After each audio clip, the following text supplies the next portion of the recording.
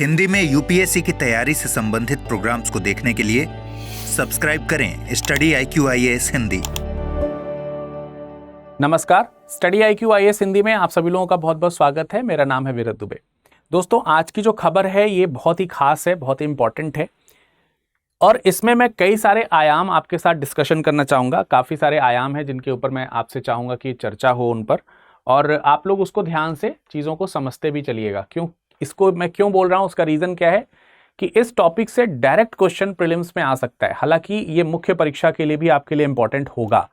कैसे होगा उन सब के ऊपर डिस्कशन हम करेंगे, लेकिन सबसे पहले आइए देखते हैं कि क्या है खबर और इसको किससे कोरिलेट कर सकते हैं। ये जो टॉपिक है इससे संबंधित एक क्वेश्चन जो है ना, लास्ट ईयर 2024 में डायरेक्ट पूछा गया था। यूपीएससी प्रीलिम्स में, यूपीएससी CSE प्रीलिम्स जो हुआ था उसमें 2024 में सीधा क्वेश्चन यहां से बना था।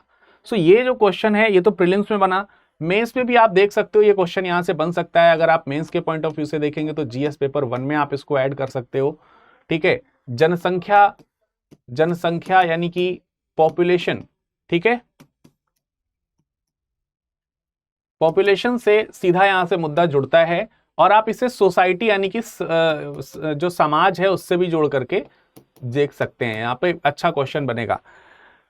वीडियो के अंत में मैं आपको इससे रिलेटेड क्वेश्चन जो है वो भी आपको दिखाऊंगा कि क्या क्वेश्चन आया था, उसको आप कैसे हैंडल कर सकते थे, आप डायरेक्टली बता दोगे।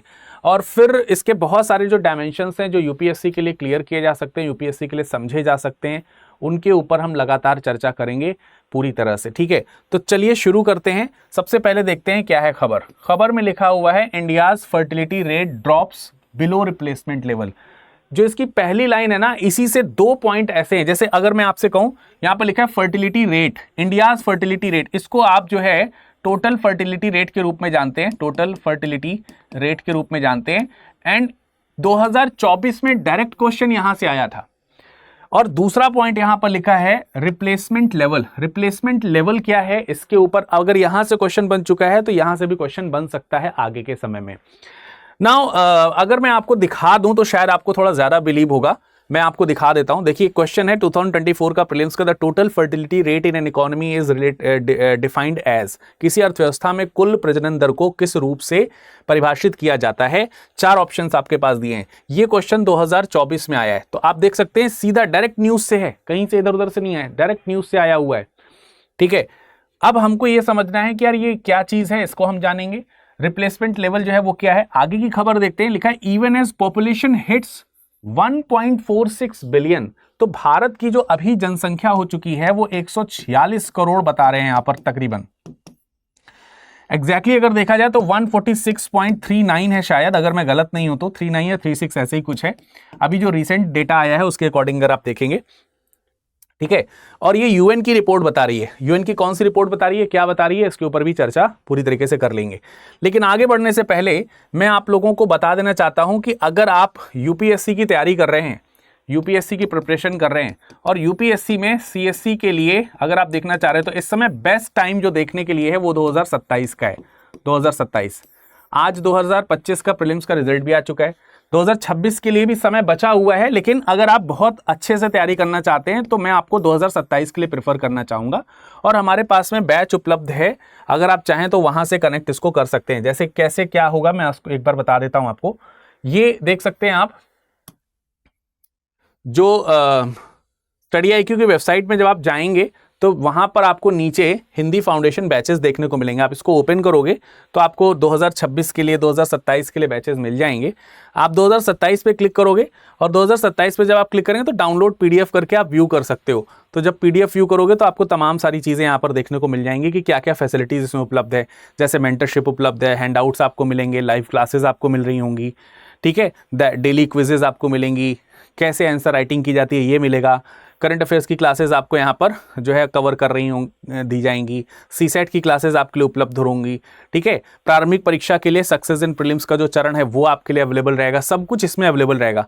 यहाँ पर आपको समय सारणी भी अपडेटेड होकर के मिल जाएगी, ठीक है। और देखिए GS पेपर 1, 2, 3, 4 जितनी भी हैं, सारे पेपर्स की जो बुक्स हैं आपको 18 किताबों का पूरा एक सेट आपको इसमें मिल जाएगा। हाँ, इसमें एक क्या है कि हम लोग मंथली जो है ना आपके लिए टेस्ट अवेलेबल कराते हैं। वो जो टेस्ट है इसमें 15 टेस्ट आपको मिल जाएंगे जो 22 जून से शुरू हो जाएगा, और टेस्ट की फ्रीक्वेंसी क्या रहेगी, हर महीने के अंतिम रविवार को। अगर आप इसमें फर्स्ट रैंक लाते हैं तो आपको 11,000 रुपये की पुरस्कार राशि भी इसमें मिलेगी। तो बहुत शानदार बैच है, बढ़िया तरीके से आप इसमें पढ़ सकते हैं। इंटरव्यू की तैयारी है, मेंस की तैयारी है, रिकॉर्डेड लेक्चर्स आपको मिलेंगे ही। मेंस और प्रीलिम्स दोनों के लिए रेजिडेंशियल प्रोग्राम आपको मिल रहा है, प्रीलिम्स की टेस्ट सीरीज मिल रही है, सक्सेस इन प्रीलिम्स मिल रहा है, सिलेक्शन बॉक्स आपको मिल रहा है, इसमें सब कुछ इसमें एज इट इज आपको मिल रहा है। आंसर राइटिंग के लिए ज्ञान सेशन है, ज्ञानवाड़ी सेशन है, मेंटरशिप सेशन है, सब कुछ आप थॉरोली इसको पढ़ जाइएगा।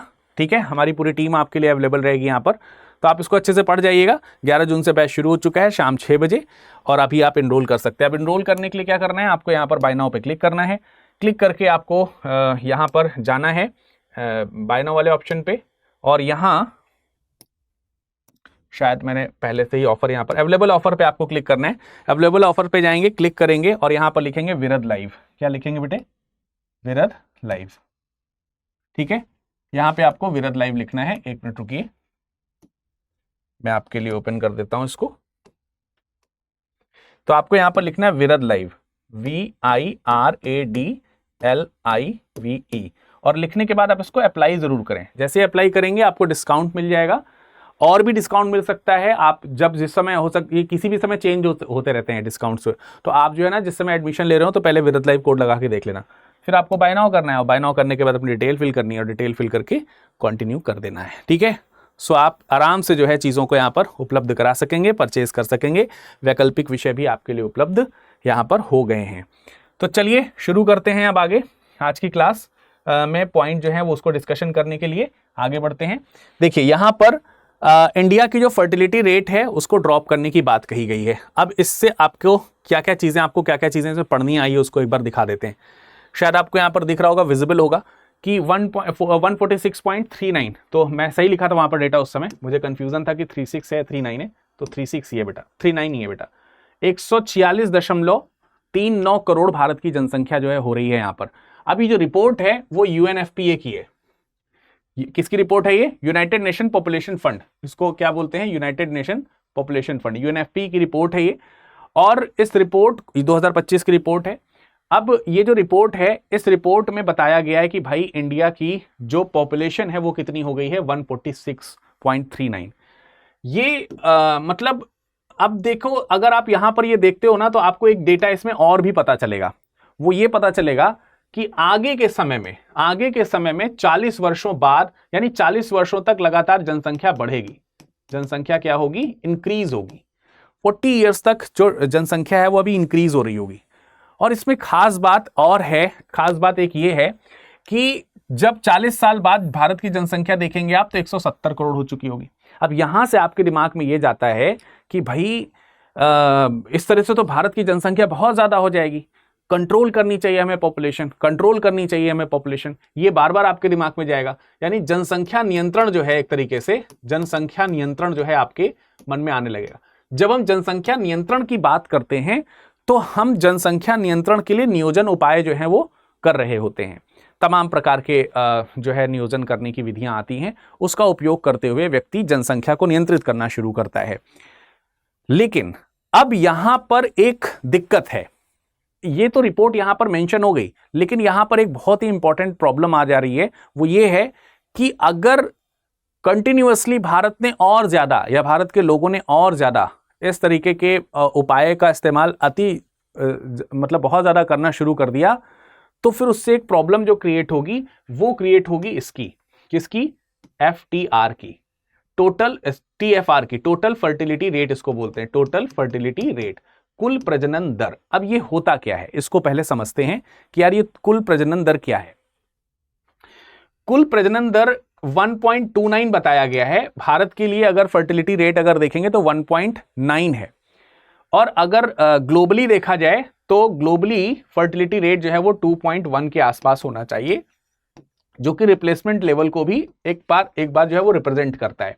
इसको एक बार जरा समझ लेते हैं कि है क्या चीज एग्जैक्टली, अगर देखा जाए तो क्या चीज है। देखिए, एक महिला जो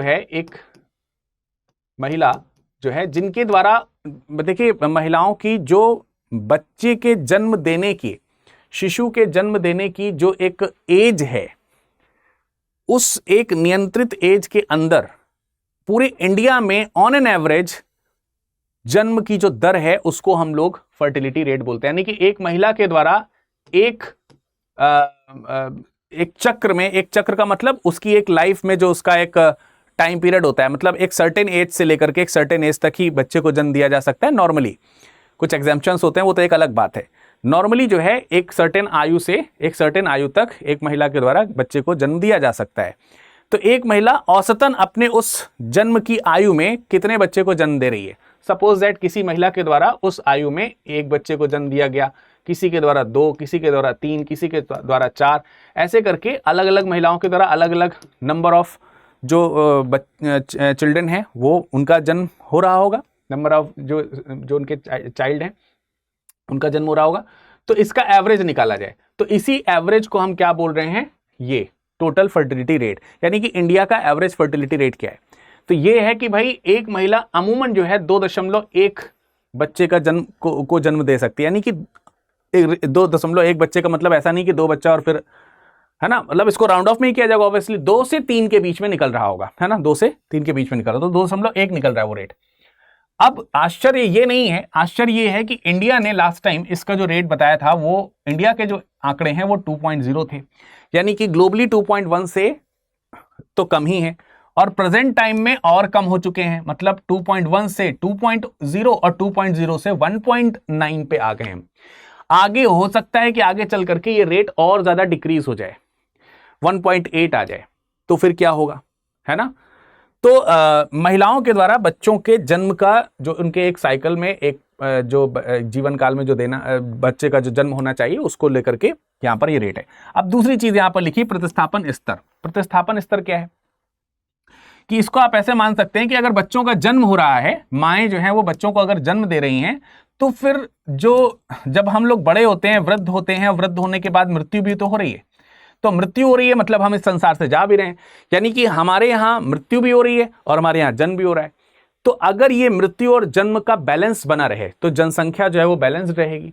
लेकिन अगर मृत्यु ज्यादा हो रही हो और जन्म जो है वो क्या हो रहा हो, कम हो रहा हो, तब क्या होगा? मृत्यु ज्यादा हो रही हो और जन्म कम हो रहा हो तब क्या होगा? आप इसको ऐसे समझ सकते हैं, मान लेते हैं कि किसी एक कमरे में या किसी एक परिवार में 10 लोग रहते हैं, 10 लोगों में से 5 लोगों की मृत्यु हो गई, जो वृद्ध थे उनकी 5 लोगों की मृत्यु हो गई, और यहां पर 3 बच्चों का जन्म हो गया, 3 बच्चे जो हैं उनका जन्म हुआ। तो आप बताइए परिवार की जो कुल जनसंख्या है, परिवार की जो जनसंख्या है उस पर क्या फर्क पड़ा? क्या वो कम हो गई या वो बढ़ गई? तो आप देखेंगे कि पहले 10 थी, 5 लोगों की मृत्यु हो गई, बचे 5 लोग, 3 बच्चों ने जन्म लिया, तो 5 और 3 हो गए 8 लोग, है ना। तो हमारे पास में ये संख्या आ गई 8। लेकिन अगर यहां पर 5 लोगों ने जो है 5 लोगों की मृत्यु हुई थी और अगर 5 लोगों का जन्म हुआ होता तो हमारी जनसंख्या जो है वो क्या रहती? अब आप कहेंगे सर ये तो ठीक है, अच्छी बात है, इससे तो जनसंख्या कम ही होगी।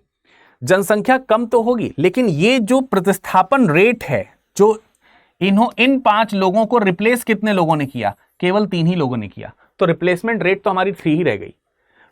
ये रिप्लेसमेंट रेट जो है ना इक्विलिब्रियम होनी चाहिए, मतलब समान रहे, दोनों की इक्वल रहे, उस तरीके से रहनी चाहिए। तो ये क्या हो रही है? घट रही है। इससे पॉसिबिलिटी क्या होगी, इससे प्रॉब्लम क्या होगी कि यार युवा जो है उनकी संख्या कम होगी ना, देश में युवाओं की संख्या क्या हो जाएगी? कम हो जाएगी। ये सबसे बड़ी चिंता का विषय है। ये चीज आपको यहां पर ध्यान रखना है कि अगर इस चीज को हमने नियंत्रित नहीं किया तो देश में जो युवा जनसंख्या है उस युवा जनसंख्या में क्या आ जाएगी? गिरावट आ जाएगी। क्लियर है? अब जो ये रिपोर्ट है जिसके बारे में हम लोग डिस्कशन कर रहे हैं, इस रिपोर्ट का शीर्षक चाहे तो आप याद कर सकते हैं, प्रीलिम्स के पॉइंट ऑफ व्यू से इंपॉर्टेंट हो सकता है, state of the world population 2025, और इसमें जो सब टाइटल है that is important, that is the real fertility crisis. इस समय फर्टिलिटी क्राइसिस है, रियल फर्टिलिटी क्राइसिस के ऊपर चर्चा यहां पर हो रही है। ठीक है, तो अब फर्टिलिटी रेट और आई थिंक और आपको जो रिप्लेसमेंट लेवल है ये भी आपको समझ में आ गया। देखो यहां पर लिखा क्या है? Below replacement level. ठीक है, Indian women are having fewer children than needed to maintain the population size across the generations. कम बच्चे जो है वो जन्म हो पा रहे हैं माओं के माध्यम से, माएँ जो है वो कम बच्चे को जन्म दे रही हैं। अब डेफिनेटली आपके मन में ये क्वेश्चन आ रहा होगा कि आखिर ऐसा हो क्यों रहा है। We will discuss about it, but थोड़े डेटा और जरा समझ लेते हैं। अगर हमने कहा कि भाई जनसंख्या में वृद्धि हो रही है और भारत में लगातार जनसंख्या में वृद्धि हो रही है, 146.39 करोड़ अभी हम प्रेजेंट में हैं, और इस तरीके से हम दुनिया के सबसे अधिक आबादी वाले देश हैं। हमने चीन को, जिसकी जनसंख्या 141.61 करोड़ है, उसको पीछे छोड़ दिया है। अगले 40 वर्षों में हम 170 करोड़ तक पहुंचेंगे और फिर हमारी जनसंख्या में डिक्लाइन आना शुरू होगा। मींस अभी हमारा जनसंख्या का ग्राफ ऊपर ही जा रहा है और अगले 40 वर्षों तक ऊपर जाता रहेगा, टिल जब तक हम लोग 170 करोड़ को पार कर जाएंगे। अब इस जनसंख्या में होगा क्या? हमारी जनसंख्या जो 170 हो जाएगी, डेफिनेटली इसमें कहीं ना कहीं जीवन जो प्रत्याशा है उसका योगदान होगा, क्योंकि जन्म तो कम बच्चों का हो रहा है ना। अगर जन्म कम बच्चों का हो रहा है और फिर भी जनसंख्या बढ़ रही है, इसका मतलब मृत्यु कम हो रही है। मृत्यु कम होने का मतलब जीवन प्रत्याशा बढ़ रही है। तमाम सारी आजकल फैसिलिटीज हैं, जो है मेडिकल अवेलेबिलिटीज हैं, इसकी वजह से ये चीज हो सकती है। अब हम थोड़ा सारी चीजें इस तरीके से, ठीक है। तो लेकिन इससे जन्म अगर कम हो रहा है तो युवाओं की संख्या कम होगी। इसका मतलब होगा कि एक दिन हमारे देश में वृद्ध जनसंख्या जो है ना, ओल्ड एज जो जनसंख्या है वो बढ़ जाएगी। इसका मतलब हम जो है वो धीरे धीरे करके, कहीं ऐसा ना हो कि हम धीरे धीरे करके हम जा रहे हो किसकी तरफ, हम जा रहे हो जैसे चाइना है, जापान है, इस तरफ के लोगों की तरफ, मतलब इस तरीके की जनसंख्या की तरफ हम लोग बढ़ना शुरू कर जाएंगे, ठीक है। तो वो कहीं ना कहीं क्या हो जाएगा हमारे लिए। फिर वो देखो वो लोग क्या कर रहे हैं, वो जो है युवाओं की जनसंख्या बढ़ाने के लिए और भी दूसरे उपाय जो है वो करना शुरू कर रहे हैं। उस तरीके के उपाय में हमें जाने से बेहतरीन है कि अभी सिचुएशन कंट्रोल करनी होगी। दूसरे आंकड़ों की तरफ अगर हम बात करें तो नमूना पंजीकरण प्रणाली सांख्यिकी रिपोर्ट के अनुसार भारत में एफटीआर जो है वो कितनी थी, 2.2 थी। तो मैंने आपको ये बताया कि अगर हम रिसेंटली जो नमूना पंजीकरण प्रणाली सांख्यिकी रिपोर्ट थी भारत की, तो उसमें भारत में जो एफटीआर था, टीएफआर जो था, वो आपका 2.0 था। ग्लोबली 2.1 चाहिए, है ना। कितना चाहिए? 2.1 चाहिए। और इंडिया की है इस समय कितनी रेट जो है निकल रही है, 1.9 निकल रही है। इसको कंट्रोल नहीं किया गया तो और डिक्लाइन होगा और नीचे गिरेगा, जो कि हमारे लिए ठीक नहीं होगा। इसको कंट्रोल करना जरूरी होगा। आबादी के फैक्टर्स को अगर हम देख लें तो 24% के आसपास आबादी जो है वो 0 से 14 वर्ष के आयु वर्ग के लोगों की है। बुजुर्गों की आबादी की अगर हम बात करते हैं, जिनकी 65 वर्ष या उससे ज्यादा की आयु है, वो हमारे देश में भी 7% है, लेकिन आगे ये इंक्रीज हो सकता है, इसमें कोई दो राय नहीं है। और कामकाजी जो लोग हैं हमारे यहाँ, जो कि 15 वर्ष से लेकर के 64-65 वर्ष तक की आयु के हैं, उनकी जो आबादी है भारत में 68% है, 68% है। और जीवन प्रत्याशा 2025 में, यानी इस साल का जीवन प्रत्याशा, इस साल के अगर हम देखें तो ये इंपॉर्टेंट है। पुरुषों की जो लाइफ की जो प्रत्याशा है, जीवन की जो प्रत्याशा है, वो 71 है। यानी कि ऑन एन एवरेज भारत में एक पुरुष जो है वो 71 साल जी रहा है और भारत में ऑन एन एवरेज एक महिला जो है वो 74 साल जी रही हैं। तो ये चीज आपको देखने को मिलेगी। ये रेट और ज्यादा बढ़ना शुरू हो जाएगा। अब आपके मन में जो ख्याल आ रहा होगा कि आखिर अगर ऐसा हो रहा है, अगर इस तरीके की चीजें अगर हो रही हैं, तो फिर इसको कंट्रोल, मतलब ये इसमें क्या प्रॉब्लम है और इसको कैसे जो है वो कंट्रोल किया जा सकता है, या फिर ऐसा हो क्यों रहा है। अगर हम इसकी बात कर रहे हैं कि women are having fewer children needed to maintain the population size across generation, तो ये चीज हो क्यों रही है, उसके पीछे रीजन क्या है? उसके पीछे रीजन हो सकते हैं तमाम प्रकार की, जो जैसे अभी अगर आजकल हम लोग देखेंगे तो कई प्रकार से अगर आप देखते हो तो जो गर्भ निरोधक इत्यादि हैं उनका इस्तेमाल किया जाता है बड़ी मात्रा में, प्रचुर मात्रा में गर्भ निरोधक इत्यादि का इस्तेमाल करते हैं, बहुत ज्यादा इस्तेमाल करते हैं। और इसके अलावा कुछ दूसरी भी चीजें हैं जो हमारी सामाजिक समस्या के अंतर्गत आ सकती हैं, ठीक है। जैसे अगर आप देखो तो इंक्रीमेंट होने के रीजन क्या हो सकते हैं? कुछ जो गर्भ निरोधक जो चीजें हैं वो हम लोग इस्तेमाल कर रहे हैं, परिवार नियोजन का बहुत ज्यादा इस्तेमाल हो रहा है। और एक सबसे बड़ी चीज जो आप अपने सोसाइटी में देख रहे होंगे कि आजकल लोग जब मैरिज करते हैं, जब शादियां होती हैं, तो शादियां होने के बाद, क्योंकि अब लोग इंडिपेंडेंट है ना, स्वतंत्र हैं अपने डिसीजन लेने के लिए कि हमको कब क्या करना है, इसकी स्वतंत्रता है लोगों के पास में। तो जब वे शादी करते हैं तो शादी करने के बाद उन्हें बच्चे कब चाहिए, इसकी उनके पास स्वतंत्रता। पहले क्या होता था, बहुत मतलब एकदम नॉर्मल चीज मैं आपको बता रहा हूं, आप अपनी सोसाइटी में देखिएगा, अगर होता है तो यस या नो में कमेंट करें, और आपको लगता है कि क्या ये होना चाहिए, क्या ये नहीं होना चाहिए, इसके ऊपर भी आप कमेंट कर सकते हो। मैं चाहूंगा कि आप लोग इस पर कमेंट करें, डिस्कशन करें। आपने देखा होगा कि न्यूली मैरिड जब आप होते हैं और 1 साल जब आपके घर में बीतता है, अगर आप लोग खुद मैरिड होंगे तो आपने तो ये खुद भी फेस किया होगा, हो सकता है, मे भी हो सकता है, नहीं तो आपके घर परिवार में आपने ऐसा सुना होगा, फ्रेंड सर्कल में हो सकता है ऐसा सुना हो कि भाई 1 साल हुए शादी के और उसके बाद घर में जो मम्मी पापा होते हैं, अगर आप लड़के हैं तो मम्मी पापा, और अगर आप विवाहित होकर के घर में गई हैं तो जो आपके सास ससुर हैं, वो कहीं ना कहीं प्रेशर जो है वो पड़ना शुरू होता है, यार 1 साल हो गए बच्चे नहीं हुए, 1 साल हो गए बच्चे नहीं हुए। तो फिर कई बार फिर ये 1 साल के बाद 1.5 साल 2 साल की तरफ जब जाता है तो इनफैक्ट और भी अजीब सी चीजें लोग जो है सोचना शुरू कर देते हैं कि यार कुछ प्रॉब्लम तो नहीं है लड़के के अंदर या लड़की के अंदर कोई प्रॉब्लम तो नहीं है, इनफैक्ट पूछना भी शुरू कर देते हैं। और ये कहीं ना कहीं प्रेशर क्रिएट करता है उस कपल के ऊपर, जो कि क्योंकि प्लानिंग तो उन्हें फैमिली प्लानिंग तो अपने अकॉर्डिंग करनी है ना, मतलब अब तो फैमिली प्लानिंग के लिए लोग स्वतंत्र है ना, पढ़े लिखे हैं, स्वतंत्र हैं, तो कहीं ना कहीं ये स्वतंत्रता जो है, उस स्वतंत्रता का लाभ उठाना भी एक, मतलब ये अजीबो गरीब तरीके का तर्क आपको लग सकता है, बट ये है रियलिस्टिक चीज है। आप इसको देखें तो पहले प्रेशर होता था, अब नहीं होता। अब आजकल ट्रेंड क्या है, शादी करने के बाद लोगों ने प्लान किया होता है कि यार 4-5 साल तो एकदम मस्त लाइफ काटनी है, एकदम मस्त बढ़िया करके, क्योंकि उसका पीछे तर्क भी कई बार किसी से पूछो ना तो वो तर्क भी दे देते हैं कि अभी शादी कर लेंगे तो फिर प्रॉब्लम यही होगी कि बच्चे हो जाएंगे, मतलब बच्चे हो जाएंगे अगर अभी तो हम लोग बंद जाएंगे, फिर घूमना फिरना नहीं हो पाएगा, सोशल लाइफ हमारी जो है बहुत ज़्यादा क्या हो जाएगी, बहुत ज़्यादा श्रिंक हो जाएगी, एक जगह पे हो जाएगी। तो इसलिए जो है कई सारे कपल जो है बहुत देर में बच्चे को जन्म दे रहे हैं। अब बहुत देर में जब आप बच्चे को जन्म दे रहे हैं तो आपके द्वारा, मतलब परिवार में जो बच्चों को जन्म देने की जो संख्या है वो क्या हो रही है, गिर रही है, एक बच्चा। और बीच में स्लोगन भी आपने सुने होंगे, बच्चा एक ही अच्छा है, बच्चा एक अच्छा। इससे पहले क्या चलता था, हम दो हमारे दो, हम दो हमारे दो। और इसके पहले क्या, जब जनसंख्या विस्फोट का समय हुआ करता था तब ऐसे कोई स्लोगन्स नहीं थे। अब इन स्लोगन्स को हटाया गया, जानबूझ करके लाया गया इन चीजों को, ठीक है। किस लिए लाया गया था, जनसंख्या के नियंत्रण करने के लिए। कभी कभी जब हम नियंत्रण करने चलते हैं तो ओवर नियंत्रण हो जाता है, मतलब किसी चीज को कंट्रोल करने में कभी कभी नुकसान भी होता है। सो आपको बैलेंस अप्रोच रखनी है, ऐसा भी ना हो कि कल को इस तरीके की जनसंख्या हो जाए जिसमें युवाओं की संख्या ही बहुत ज्यादा घट जाए, ठीक है। तो ये प्रॉब्लम आपको देखने को मिलती है, और भी दूसरी प्रॉब्लम्स आती हैं, क्योंकि आज की जो लाइफ है, आज की लाइफ का आप आजकल आप देखिए जो आपका वर्क लाइफ बैलेंस है, वर्क लाइफ बैलेंस जो है वो बहुत ज्यादा बिगड़ चुका है लोगों का।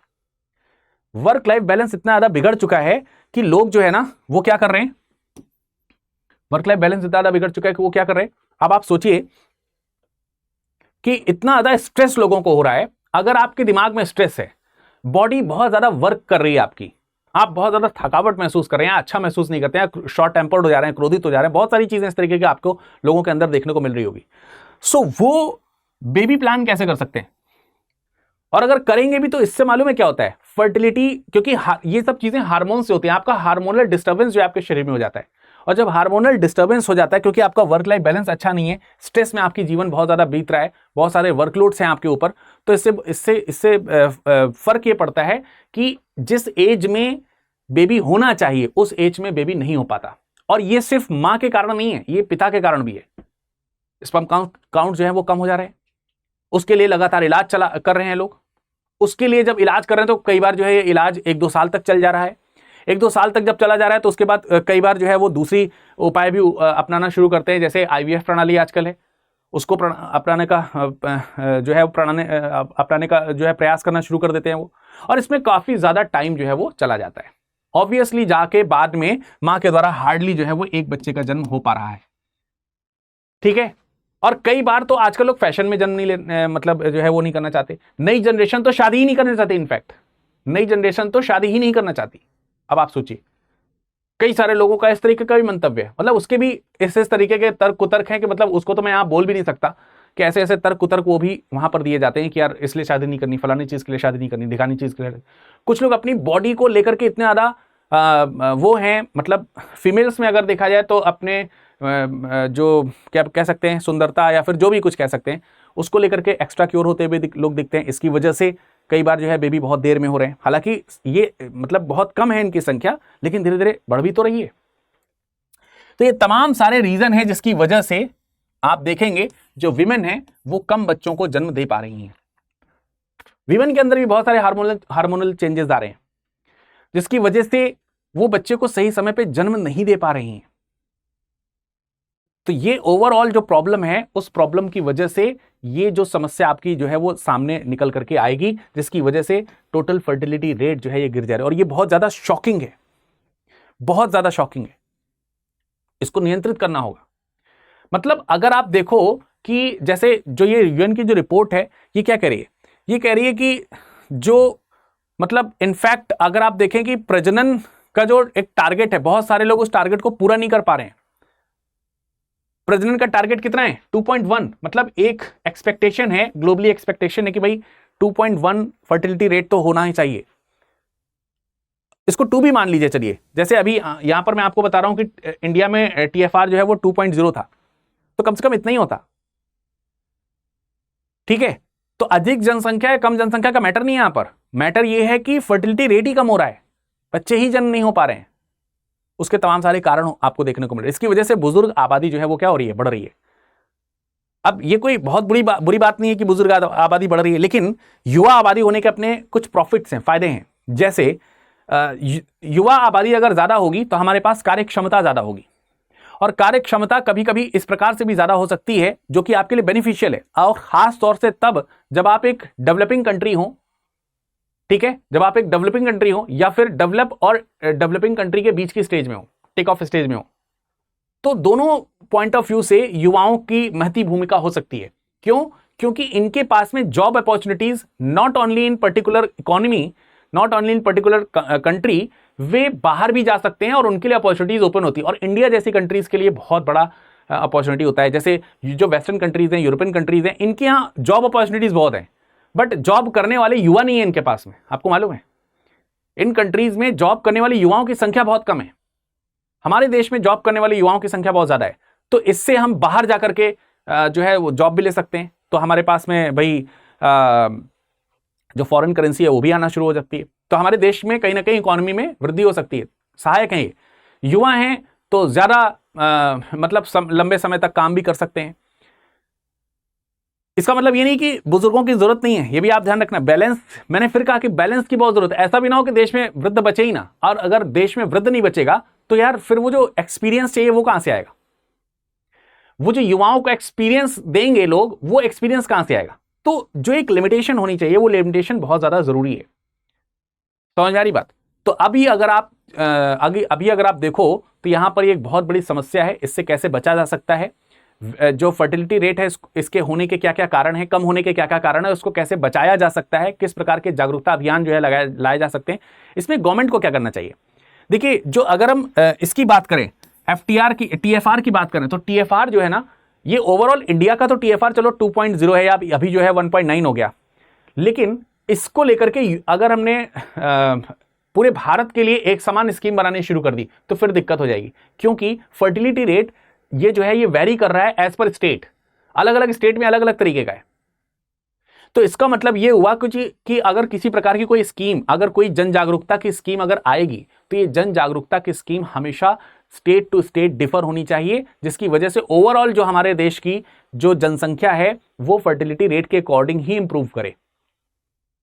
और जो एक बैलेंस है फर्टिलिटी रेट और रिप्लेसमेंट रेट का, रिप्लेसमेंट लेवल का, वो रिप्लेसमेंट लेवल मेंटेन रहे, ना कि रिप्लेसमेंट लेवल गिर जाए। ये बहुत जरूरी है। अब इसके क्या क्या उपाय हो सकते हैं, इसके बारे में मैंने तो कुछ उपाय बताए, आप कुछ उपाय जो है अपने कमेंट सेक्शन में नीचे कमेंट करके जरूर दीजिए, और इस क्वेश्चन का आंसर भी आप दीजिए जो क्वेश्चन यहां पर क्रिएटेड है ऑलरेडी। ठीक है, और ये 2024 में पूछा गया है। क्या पूछा गया है? अब आपको समझ आ गया होगा शायद। Total fertility rate in an economy is defined as the number of children born per 1000 people in the population in a year. क्या एक वर्ष में जनसंख्या में प्रति व्यक्ति 1000 व्यक्तियों पर जन्म लेने बच्चों की संख्या है। किसी भी दी गई जनसंख्या में एक दंपति के जीवन काल में उससे जन्मे बच्चों की संख्या है। जन्म दर माइनस मृत्यु दर है, या फिर एक महिला की गर्भधारण आयु, चाइल्ड बेयरिंग एज के अंत तक उससे जन्मे जीवित बच्चों की औसतन संख्या। इनमें में से कौन सा सही होगा, इसका आप कमेंट सेक्शन में कमेंट करके हमें आंसर जरूर दीजिएगा। और इसका सही आंसर अगर आप पाना चाहते हैं तो हमारे टेलीग्राम से जरूर जुड़िए। ठीक है, और इसके लिए आप हमें यहां पर कनेक्ट कर सकते हैं। ठीक है, ये virad.dubey@studiiq.com, विरद लाइव हमारा ये नाम कोड का है, कोड भी है, और इसी नाम से आप हमें फेसबुक, इंस्टाग्राम और टेलीग्राम इत्यादि पे संपर्क कर सकते हैं। मिलते हैं फिर किसी खास वीडियो में, तब तक अपना ख्याल रखिएगा, और इस सेशन आपको कैसा लगा कमेंट सेक्शन में कमेंट करके जरूर बताइएगा। Thank you.